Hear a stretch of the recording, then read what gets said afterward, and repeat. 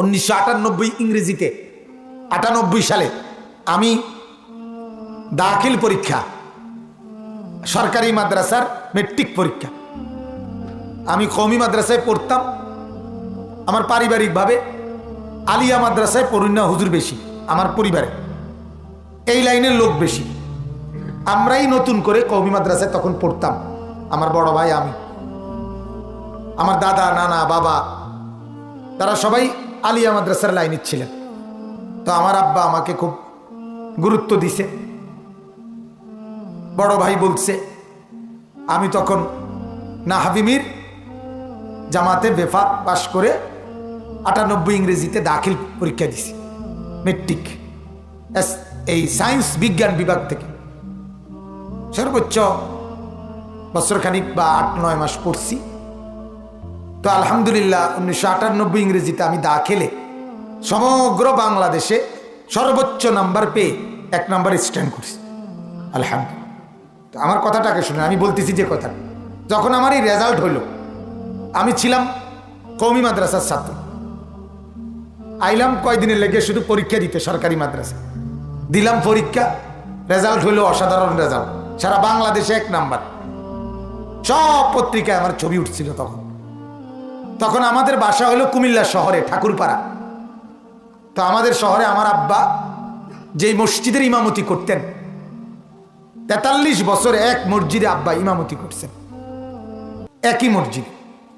সব ভদ্রলোক, শিক্ষিত লোক, আব্বার মুসল্লি, জেনারেল লাইনের বড় বড় অফিসার শহরের, সবাই আমারে আদর করে অনেকেই পরামর্শ দিছে। মনে 50 জনের মধ্যে 45 জনেই শহরের আমারে বুদ্ধি দিছে, বাতিজা তুমি মাশাআল্লাহ ভালো মেধাবী, রেজাল্ট ভালো করছো, সায়েন্স বিভাগ থেকে তুমি মেডিকেলে পড়ো, তুমি ইউনিভার্সিটিতে পড়ো, তোমার জীবন অনেক উজ্জ্বল হবে, না শাইন শাইন করবে। শাইন আছে না একটা শব্দ, শাইন করবে, এটা আমার মনে আছে, এটা কইছে কয়েকজন। তুমি জীবনে শাইন করবে, শাইন মানে উজ্জ্বল হবে, আর জীবনে অনেক বিরাট কিছু হয়ে যাবা, ঠেঙ্গালগি দিয়ে হাঁটবা, কথা বলছে। এমনি তো নর্মাল মানুষ তো পাও মাটি দিয়ে হাঁটে, আমি যখন বিরাট কিছু হয়ে যাবো তখন কি আর পাও মাটিতে লাগাই হাঁটাটা তো সুন্দর লাগে না, বুঝেন না কথাটা, অনেক কিছু হবে, এই বুদ্ধি দিছে। তো আমার বলার উদ্দেশ্য হলো দিল।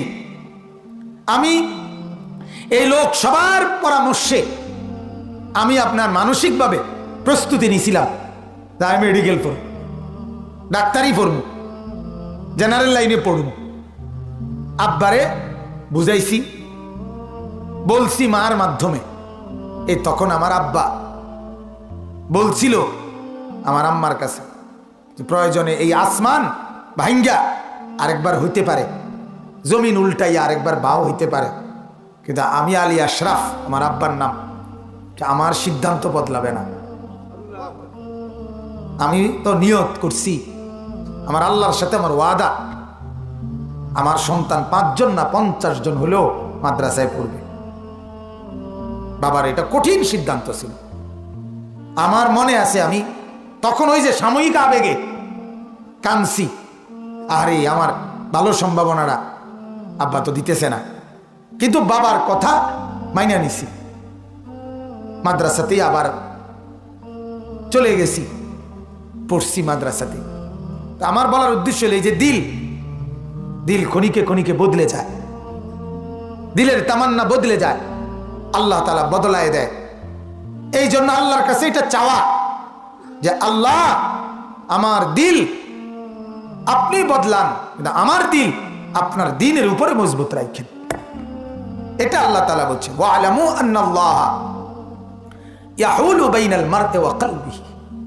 এমন আল্লাহ বলেন, জেনে নাও বান্দা, আমি আল্লাহ হতে পারে তোমার দিল আর তুমি, এই দুটার মাঝে আমি আল্লাহ প্রতিবন্ধক করে দিতে পারি।